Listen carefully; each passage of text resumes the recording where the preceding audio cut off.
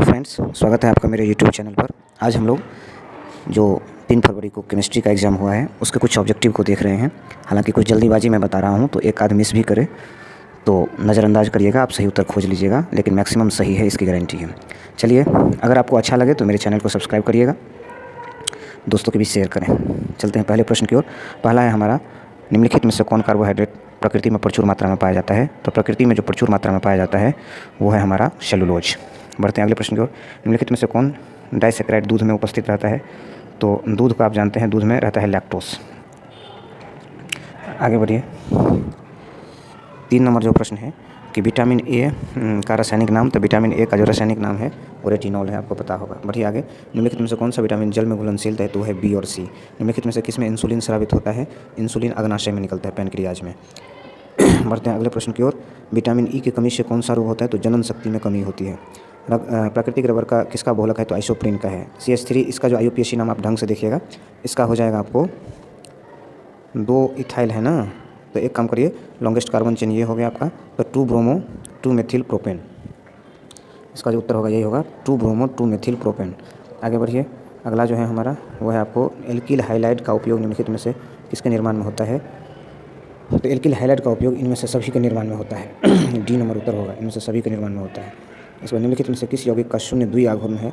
द्विआघूर्ण है CCl4 का। इसके बाद जिंक और जल के साथ क्लोरोफॉर्म का अवकरण प्राप्त होता है, इसका होगा मीथेन। बढ़ते हैं अगले प्रश्न की ओर। आगे है हम लोग का कि निम्नलिखित में से कौन आयोडोफॉर्म परीक्षण नहीं देगा? आयोडोफॉर्म बेंजील अल्कोहल हो जाएगा इसका उत्तर। उसके बाद है आपको ब्यूटेन 2 ऑल है, ब्यूटेन 2 ऑल है, इसका हो जाएगा आपको सेकेंडरी अल्कोहल। देख लेते हैं, एक मिनट रुक जाइए, इसका हाँ सेकेंडरी अल्कोहल ही होगा। चलिए आगे बढ़िए। निम्नलिखित में से कौन जल में घुलनशील है? तो जल में जो घुलनशील है वो होगा एक सेकेंड, इसमें से ऑप्शन देखिए ज़रा। जल में जो घुलनशील हो जाएगा मेरा CH3OH, ये लीजिए ए नंबर। बढ़ते हैं अगले प्रश्न की ओर। 15 में क्रिस्टलीय तंत्र की धातु संख्या होती है, तो क्रिस्टलीय तंत्र की जो धातु संख्या होती है वो होती है हमारा लगभग इसका कह देते हैं, ऑप्शन में जो पहला ऑप्शन है हमारा उसमें क्या दिया गया है? 7 दे दीजिए इसका, 7 नंबर। क्रिस्टलीय तंत्र में जो होती है वो 7 होगा, इसका दे दीजिए ऑप्शन ए 7 में। निम्नलिखित में कौन सा संयोजक ठोस है? तो हीरा हो जाएगा।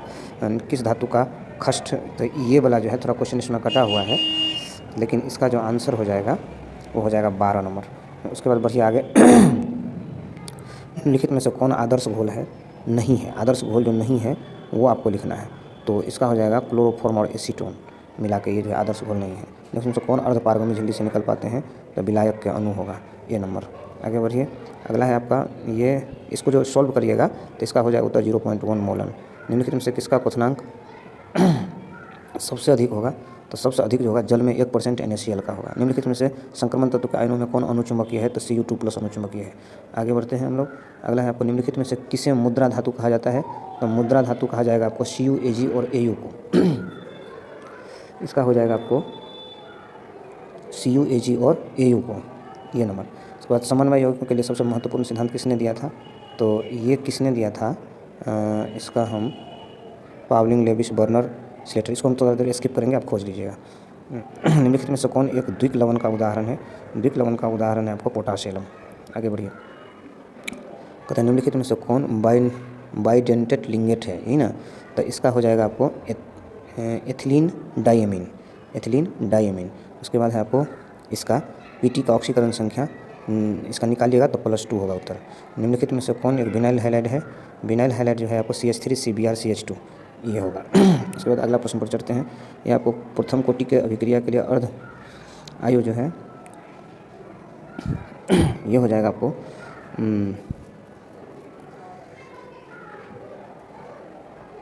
एक मिनट रुक जाइए, इसको थोड़ा सा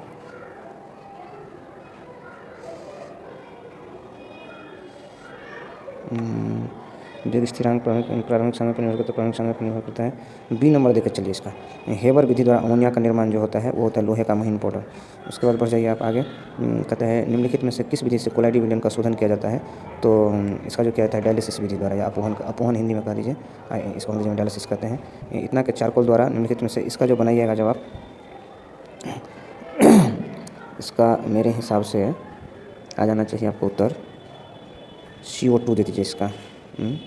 NH3 भी है, CO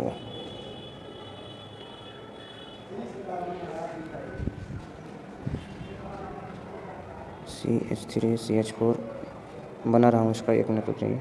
CH नहीं है,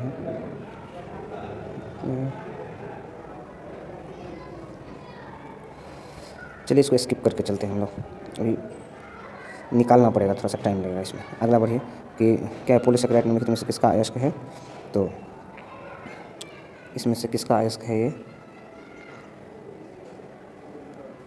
AG है, AG नहीं है,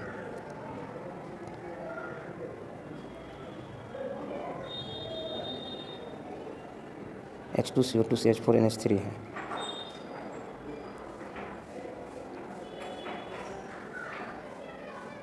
NH3 होगा इसमें, NH3 D नंबर। उसके बाद है आपको 34 को देखिए आप, 34 में धातु का ऑक्साइड, ये भी क्वेश्चन थोड़ा कटा हुआ है, लेकिन इसका उत्तर जो होगा वो होगा प्रगलन, A नंबर। उसके बाद निम्नलिखित में से किस धातु के निष्कर्षण के लिए साइनाइड विधि का उपयोग किया जाता है, तो AG के लिए होगा। इसके बाद हो जाएगा आपको एंजाइम होते हैं, एंजाइम होता है प्रोटीन। आगे बढ़ जाइए, निम्नलिखित में से ईथर होगा ये, OR अल्काइल ग्रुप होगा 2R। इसका जो है तो पता नहीं चलता है क्या लिखा है, फिनॉल होगा लेकिन इसका आंसर। उसके बाद है, ये भी पता नहीं चल रहा है, तो इसका उत्तर CO होगा, D नंबर। आगे बढ़ते हैं, आगे है आपको इसका IUPAC नाम देखिए, 2 पर हाइड्रोक्सी लगा हुआ है तो 2 हाइड्रोक्सी वाला हो जाएगा, लेकिन टोलन का ये है। उसके बाद है आपको कैनिजारो अभिक्रिया HCH हो देता है। उसके आगे बढ़िए, उसके बाद आ जाइए आप किसमें ऑक्सीकरण एसीटोन प्राप्त होता है, CH3OH में। उसके बाद बढ़ जाइए आप सेकेंडरी एमीन, ये हो गया। उसके बाद इसका IUPAC नाम पूछ रहा है, तो प्रोपेन 2 एमीन होगा, ये वाला होगा आपका।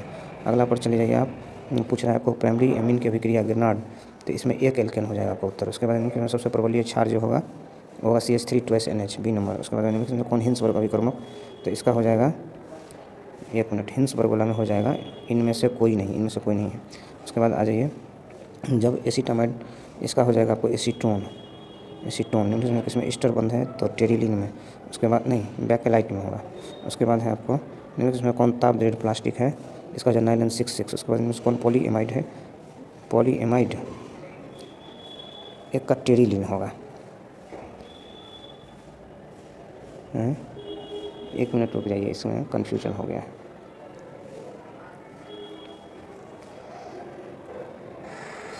नाइलन 66 तापदृढ़ प्लास्टिक वही होगा, समझे ना। अब पॉलीएमाइड में, चलिए इसमें भी यही मार्क चलिए जो होगा। निम्नलिखित में से किसका उपयोग एसीटिड के रूप में, एटासिड के रूप में किया जाता है। एंटासिड जो होता है मैग्नीशियम हाइड्रोक्साइड हो जाएगा। उसके बाद आगे बढ़ जाइए आप, कहता है कि निम्नलिखित में से किसका उपयोग, इसमें मीठा अभिकर्ता हो जाएगा, क्वेश्चन देख लीजिएगा, इसमें हो जाएगा आपको मीठा अभिकर्ता। उसके बाद है निम्नलिखित में से किसका उपयोग साबुन के रूप में होता है, तो साबुन के रूप में जो होगा C3H5Na वाला होगा, CONA वाला, तो ये हो जाएगा आपका। उसमें कौन प्रति ऑक्सीकारक है, प्रतिकारी ऑक्सीकारक इसमें से सभी है। उसके बाद आ जाए आगे, NaCl के जलीय घोल को वैद्युत अपघटन कौन मुक्त होगा, इसमें जो आपको मुक्त होगा सो सोडियम होगा, सोडियम, B नंबर। उसके बाद निम्नलिखित में से कौन विलयन में विद्युत का संचालन करते हैं, विद्युत अपघटन, इसमें अपघटन, ई अनअपघटन लिखा, ये होगा अपघटन वाला। इसमें जो है, जो आप हिसाब बना लीजिएगा इसका, तब इसका ए हो जाएगा उत्तर।